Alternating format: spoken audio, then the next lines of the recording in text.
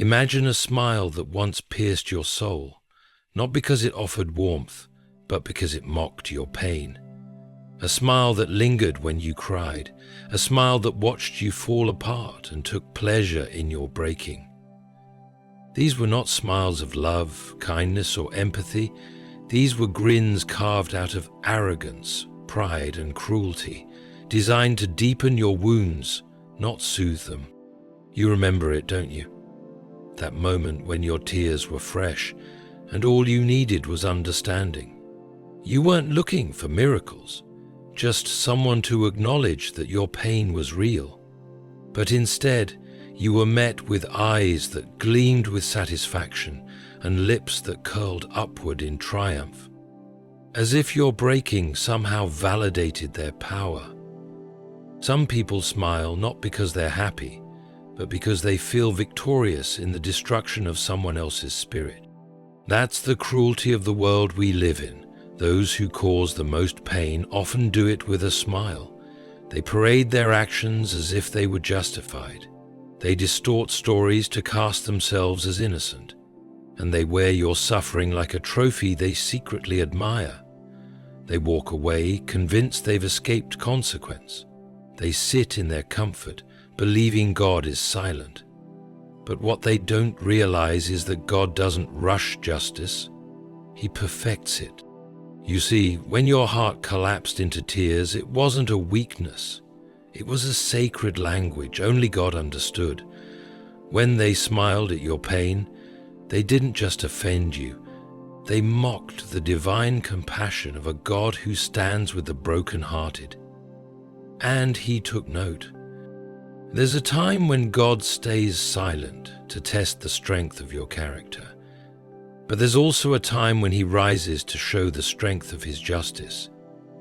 The smiles they wore while you wept, those very smiles will one day dissolve into regret. Not because you wished it, but because God is just, and justice demands a reversal. You cried, but you didn't curse. You were wounded, but you didn't seek revenge. You were humiliated, but you chose silence over scandal. And that is exactly why your story isn't over. It's just getting ready for divine intervention. God is about to make what was done in mockery become a monument of regret. Don't be deceived by the smiles of the wicked. Many who laugh today will sob tomorrow. Many who smirk at your fall will tremble at your rise. Because what God restores, he protects, and what he judges, no man can reverse. Let me ask you, have you ever seen a person haunted by their own laughter? It's a strange kind of regret, a painful kind of guilt.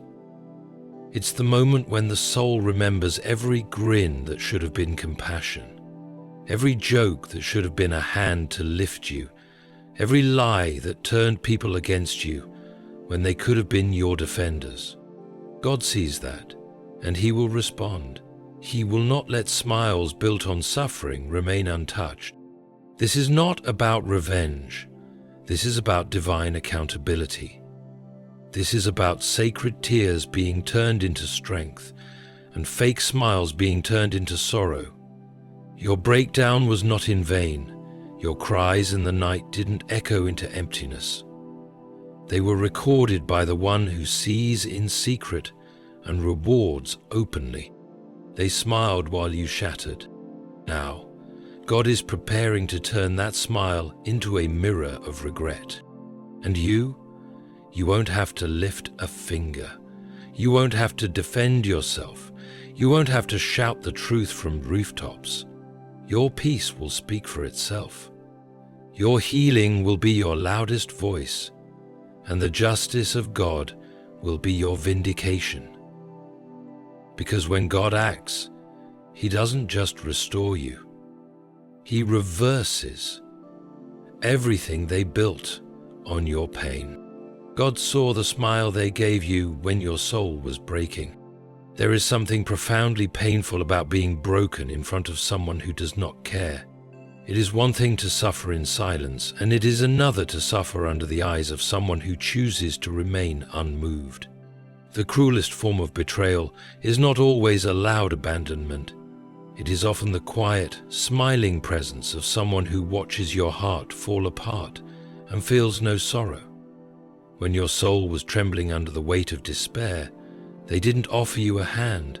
They offered a smile, and not a comforting one, but the kind that tells you they've already judged you, dismissed you, and made peace with your destruction. You were hurting, yet they smiled as though they had won. You were collapsing, yet their grin grew wider, like the sight of your pain was entertainment for their ego. They didn't flinch when you cried. They didn't pause when you broke down. They stood there, carrying that grin of superiority, that wicked curve on their lips that whispered, "You deserve this." And while the world may have overlooked it, while no one else may have seen the sinister intention behind that smile, God saw it. God saw what their eyes said when their mouth stayed shut. He saw what their heart celebrated while their face played innocent. He saw that their smile wasn't a product of joy, it was the fruit of your fall. And heaven took note. Nothing escapes God's notice. Not a single tear you cried alone, not a single moment you collapsed in front of them, hoping they'd care, only to be met with stone-hearted satisfaction. God doesn't just see actions, He sees intentions, and the intention behind that smile, it was rooted in pride, in indifference, in the quiet delight of your defeat. They didn't just fail to comfort you, they smiled in the face of your brokenness, as if your suffering proved their power. That's not merely hurtful, it's spiritual cruelty. And when God sees cruelty, He responds, not always immediately, but always perfectly. What they didn't understand is that the one who cries under the weight of suffering is not the weak one. In God's eyes, the one who still chooses to feel, even when it hurts, is the one closest to His heart. That smile they gave when you were falling, that was not a sign of their strength. It was a sign of how far they had drifted from compassion. It was the mark of a soul growing numb, intoxicated by its own arrogance. You, on the other hand, stayed soft. Even when life hardened everything around you, you didn't lose your capacity to feel, to love, to cry. And that sacred tenderness, that humility in the face of suffering, is what God honors.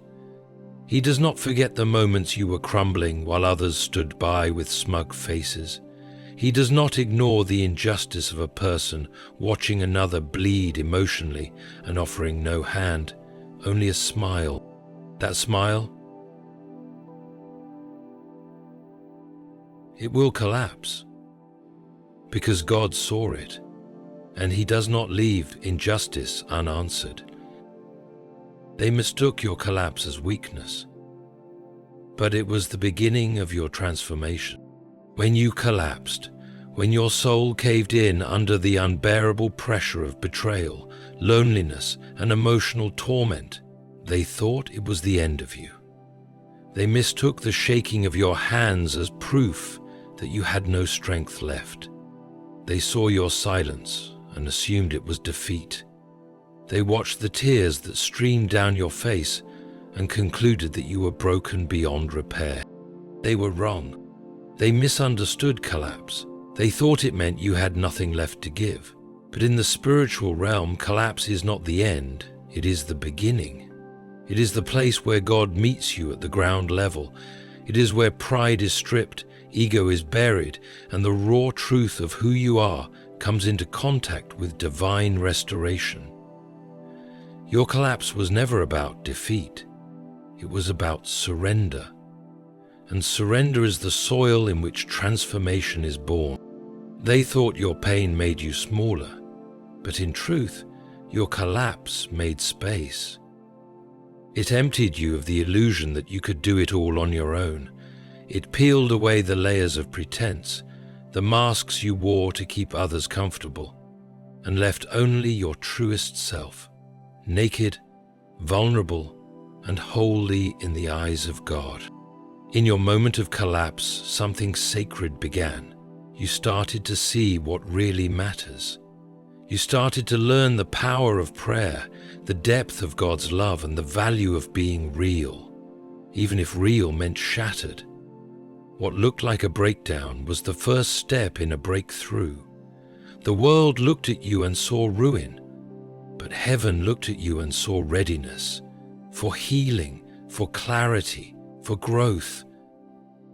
Meanwhile, they celebrated. They thought your downfall confirmed their judgment. They thought your tears were evidence that they were right to hurt you, right to leave, right to belittle. But what they failed to see is that collapse is not weakness in the kingdom of God. It is preparation. When something collapses, it makes noise, it draws attention. But the rebuilding is quiet. It's sacred. And that's what God began doing with you. Rebuilding you in secret, strengthening you in silence, lifting you behind the veil, while they kept watching the ruins and assumed you were still buried beneath them. They never saw your roots growing deeper. They didn't hear your prayers in the dark. They didn't feel the power that started rising from within. Because all they saw was the outer collapse.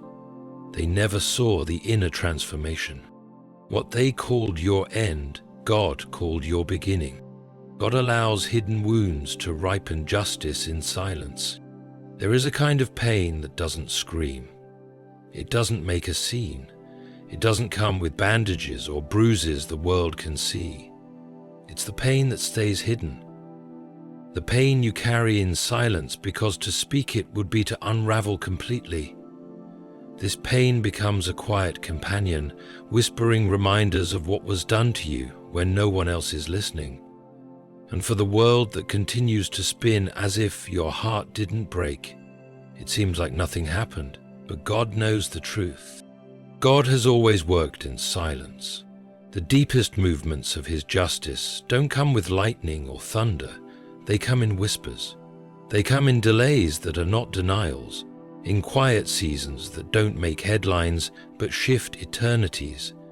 And one of His most mysterious ways is how He uses hidden wounds as seeds, wounds that no one validates, wounds others dismiss, wounds that were inflicted behind smiles and beneath polite words. He buries them, not to forget them, but to prepare them for justice. You may wonder why He doesn't act sooner. Why doesn't He expose those who caused the damage? Why doesn't He interrupt their celebrations with the reality of what they've done? Why does He allow them to keep smiling while you're still bleeding on the inside? Because justice, like fruit, must ripen. If it is plucked too soon, it lacks weight. It lacks the revelation that turns hearts. But when it ripens, when the pain has matured in your soul into wisdom, humility, and strength, then God reveals what He's been preparing all along. He doesn't only want justice to fall on them, He wants healing to rise in you. He allows time, not because He approves of their cruelty, but because He is crafting something far greater than revenge. He is shaping your testimony. That testimony doesn't emerge from a wound still oozing with pain.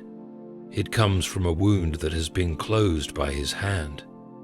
And while you are learning how to walk again, how to trust again, how to feel without flinching, He is setting the stage for something no human eye can yet see.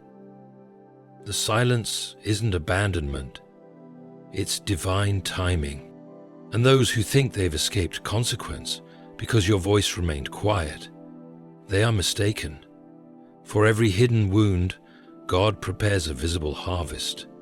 Every injustice you carried without a platform will become a platform one day, because what God sees in secret, He rewards in the open. He lets the pain develop depth in your soul. He lets it teach you things that comfort never could. And in doing so, He is not ignoring your hurt, He is amplifying the power of the justice to come.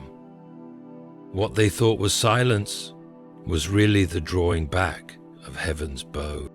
Justice ripens in silence, It doesn't arrive by demand. It arrives by divine command. When everything is ready, when your spirit is healed enough to handle restoration, and when their conscience is bare enough to feel the weight of what they've done. And in that moment when justice finally speaks, it won't need to shout. It will be unmistakable, undeniable, and irreversible. Their smiles were temporary masks. Now God will expose what they hid. Smiles are powerful. They can warm a room or hide a dagger. They can comfort a soul or cover a lie. Not every smile is born from joy. Some are crafted from manipulation, pride, and the desperate need to appear right while being so terribly wrong. And when they smiled at you, it wasn't because they cherished you. It wasn't because they were at peace. It was because they were hiding their cruelty, their guilt, their motives, and the truth about what they had done. God saw that smile, the one they wore like a costume to keep others from seeing their true nature, the one they flashed at others to seem innocent while privately rejoicing in your breakdown. The smile wasn't love, it was strategy. It was a tool to protect their reputation while you sat in ruins. They knew what they did, but they wore that smile to keep the attention off themselves. They made you look like the unstable one, like the dramatic one, like the one who couldn't handle life. They didn't just hurt you, they performed normalcy in front of others while your heart was burning behind closed doors. But God is not mocked by performance. He sees what's behind the mask. He sees the lies that were spoken in sweet tones, the betrayals delivered through charming faces, the judgment that dressed itself in concern. And when God begins to move, He doesn't just restore truth, He exposes falsehood.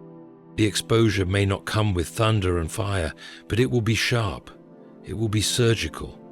God has a way of bringing out the truth without you saying a single word. He opens eyes, He shifts conversations, He lets their own behavior betray them, and the smile that once fooled everyone, it starts to crack.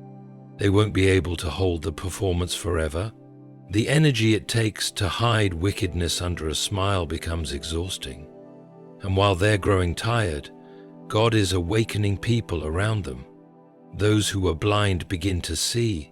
Those who believe their version of the story begin to ask questions.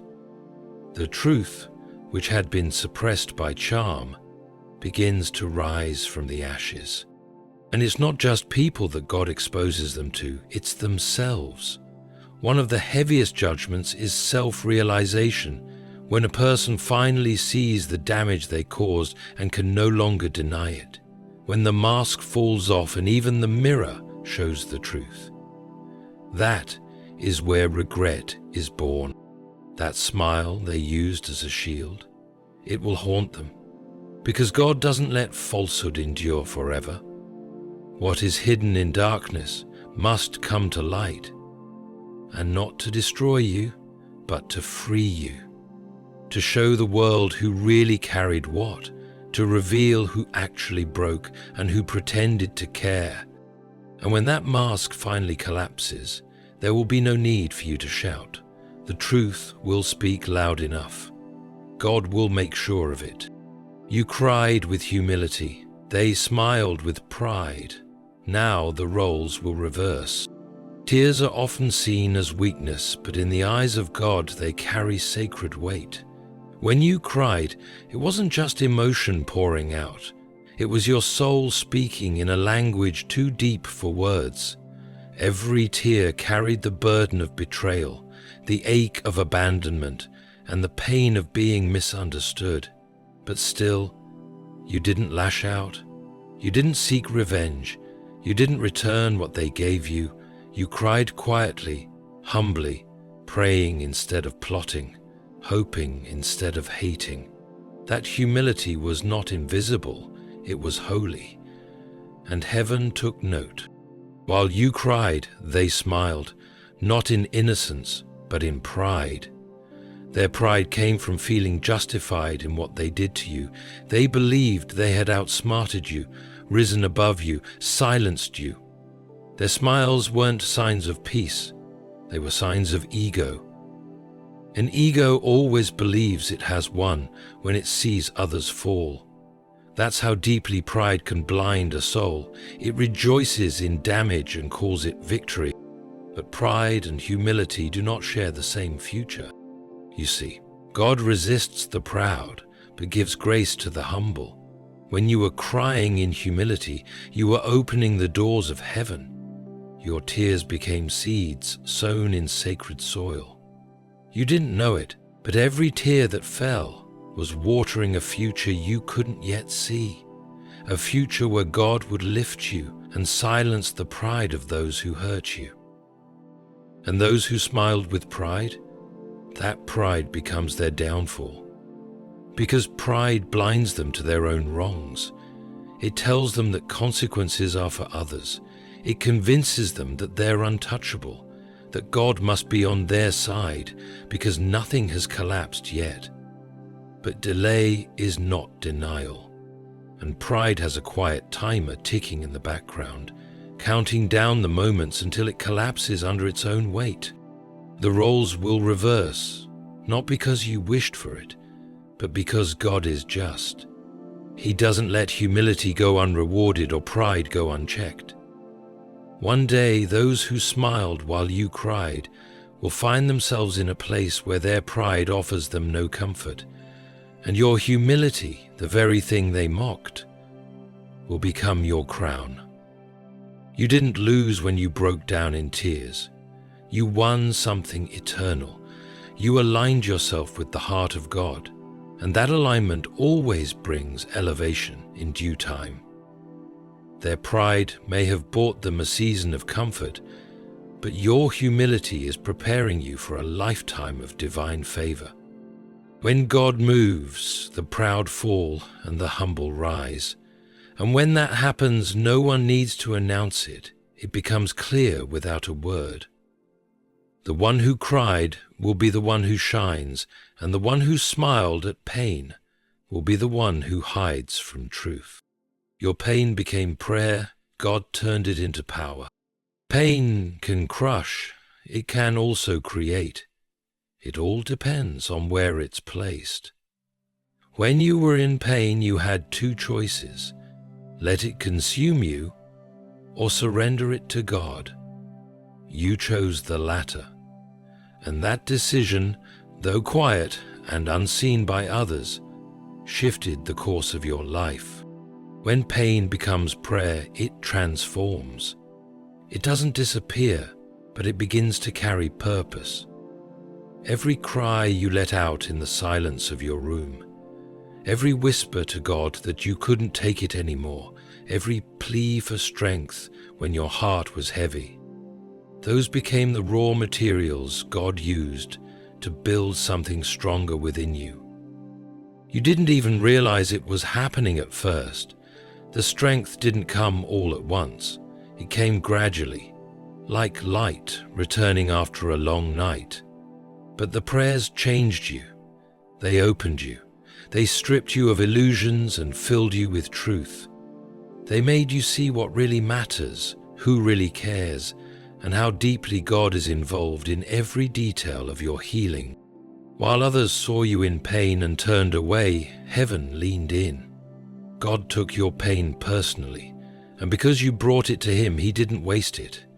He used it to carve wisdom into your heart, to teach you discernment, to birth compassion, to develop endurance. You became stronger, not in a loud or prideful way, but in a quiet, immovable way. A way that can only come from surviving what should have destroyed you. Those who hurt you thought they were breaking you, but they were pushing you into deeper prayer.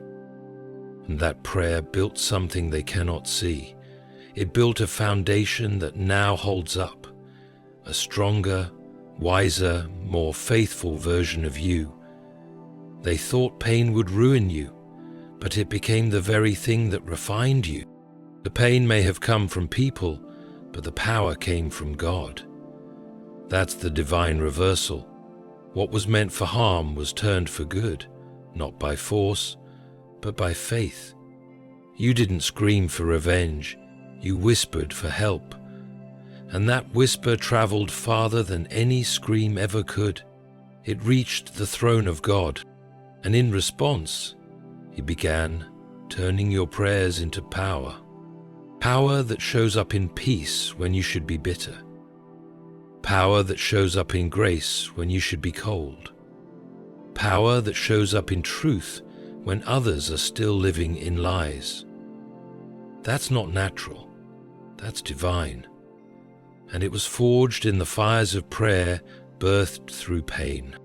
You didn't just survive the pain, you rose through it. Not with your fists, but with your faith. Regret is not always loud, but God will make it inescapable. Regret is a strange thing. Unlike guilt, which might be confessed and forgiven, regret lingers. It creeps in through the cracks of one's soul at the quietest moments, when the world stops applauding, when the spotlight fades, when the mask is no longer needed. Regret doesn't need an audience to thrive. It thrives in solitude, in silence, in those dark nights where memory becomes a mirror and every image reflected is of someone you hurt, someone you watched cry while you chose to smile. The people who hurt you with such confidence, who walked away without looking back, who smiled as you bled, who spoke calmly as they broke you, never imagined that one day their peace would be interrupted by the same pain they inflicted. They never thought the cost would catch up, but that's because regret doesn't show its face right away. It hides until the damage has ripened, until the moment they think they've escaped.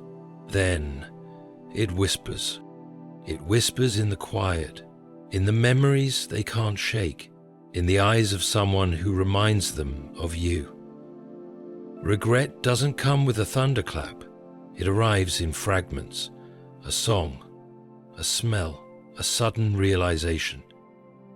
And what once was a smile becomes a wound. Not the kind others can see, but the kind God allows to dig deeper than any human hand could ever reach. God, in His perfect justice, doesn't always need to punish with noise. Sometimes, the most profound justice is internal. It's the soul haunted by the weight of what it did, to someone who was sincere. That's the kind of justice no one can outrun. It's not in the courtroom, it's not public, it's divine, and it is inescapable. You may never hear them say they're sorry. You may never get the apology you deserve, but regret doesn't require confession. It requires realization. And God knows how to bring someone to that place, not with violence, not with vengeance, but with reflection, with stillness, with an unraveling of all their justifications, excuses, and pride. One by one, He peels away their defenses until they are left face to face with what they became. And when that moment comes, when their smile collapses under the weight of their own memory, there will be no laughter left. There will be no victory to celebrate. Just a heavy, aching realization that what they once treated so lightly, God never took lightly at all. Regret may be silent to others, but to the one who carries it, it becomes the loudest voice in the room. And God knows exactly how to turn that volume up. He is not just the healer of the broken, He is the teacher of the unrepentant. And for those who smiled while others cried, He has a way of rewriting the story, where they are no longer the hero, but the one who must face the truth they tried to avoid. So don't worry if the world doesn't see it. Don't worry if they still walk around as if nothing ever happened. Regret doesn't need the world's permission to grow. It only needs time, and God has all the time in the world to teach them what your tears already knew. Your tears were not in vain.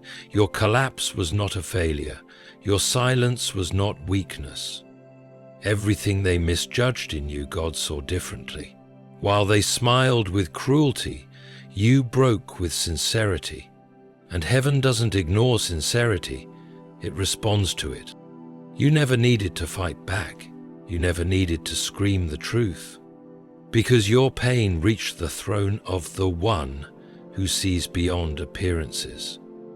And He has been working, quietly, faithfully, preparing a justice so complete it doesn't need noise to be felt.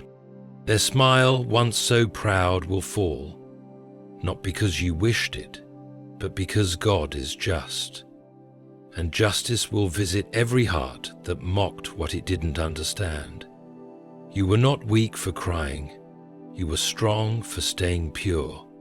And now God will show that the story was never over when you broke. It was only beginning. Let their pride fade. Let their peace vanish. Let their smile collapse into the same regret they once mocked you for feeling. Because when God acts, He doesn't just restore you. He reverses everything they celebrated at your expense. And in that great reversal, you will rise, not with vengeance, but with grace, not with anger, but with peace, because God's justice isn't just punishment. It's proof that He never left you, never ignored you, never forgot what they did to your soul. You were always seen, and now so will they be.